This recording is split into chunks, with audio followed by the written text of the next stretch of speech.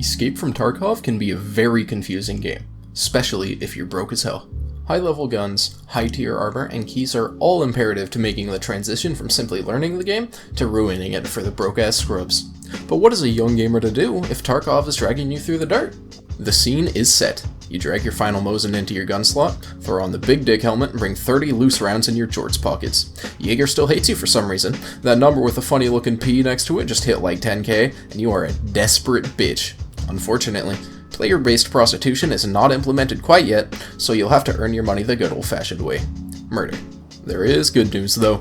Killing Scavs, the Russian AI scattered around the map, isn't nearly as tough as you might first think. At the end of the day, there's still just 40-year-old gopniks with a rifle 3 times as old as them. The beautiful thing about Scavs is their collective case of Tourette's. Not a single one of these block boys is capable of shooting at you before they scream Russian expletives, giving you ample time to grab a face full of dirt. Grab some cover, wait for the fella to scream again, echolocate his position with your bat-like senses, and click his noggin. It's just that easy. While the actual net worth of the loot from a scav may not be worth much, each one you drop is a full kit. It's more than likely a garbage kit, but you're a broke-ass bitch, you don't get to be picky yet. Once you're in the swing of killing even just a couple scavs and extracting out of your average raid, you'll start to build up a healthy reserve of mediocre gear. As soon as you aren't on your knees for a Mosin from Prep War, you could start to get into what I personally feel is the meat and potatoes of the game: quests. Starting off in the early game, quests give pretty meager rewards in terms of gear and currency, but they give you something infinitely more important than either: experience.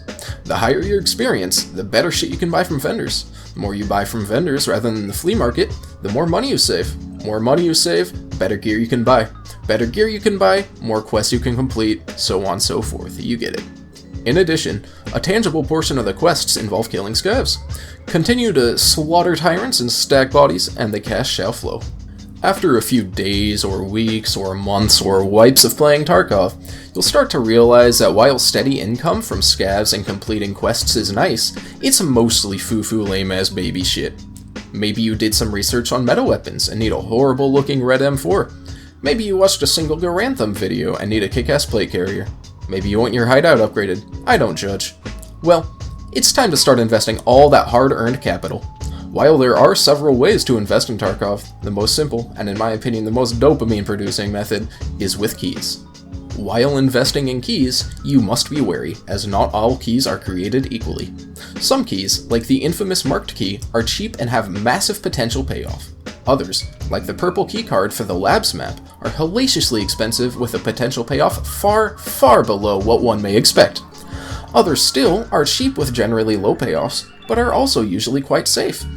Specific keys you purchase are up to you, but I would recommend checking out various loot guides from other content creators to get a general guidelines for which ones are worth it. Pestily especially has incredibly high quality guides. Here are the keys that I use for each map at the moment. I do not play much labs, and when I do, it's with buddies who own the relevant keys. Shoreline in particular has a large number of cost-efficient keys with loot spawns of all types. Another important investment in Tarkov is containers. Lucky scav junk boxes, item cases, and ammo cases are the most used containers in my personal stash, though weapon cases and med cases are a close second. These are mostly quality of life investments, especially if you just sell all your loot like a good little grinder. As soon as you start abusing the flea market or investing in certain items, your stash will very quickly fill up. This is when cases become more important than ever. Also, containers are going to be much more relevant to you personally if you do not have the Edge of Darkness edition, as the stash size upgrades can take a significant investment. At this point, I would like to point out that although I do have a large amount of liquid currency available, the vast majority of my money is invested in cases, keys, and various barter items. If I were ever to drop to a point where I had no gear remaining, no cash, and I just can't seem to escape from a scav run, I could simply sell the less relevant containers for just as much as I bought them for. Think of it like an emergency bailout fund that also holds all your wicked shit. Also, the mag box looks sick as fuck for some reason. Thank you for watching my first guide on stacking Skrilla in Tarkov. I will be releasing a second guide soon, this time with an emphasis on how to ruin the flea market. Trust me, it's gonna be a fun one. Thanks for sticking around. I love you.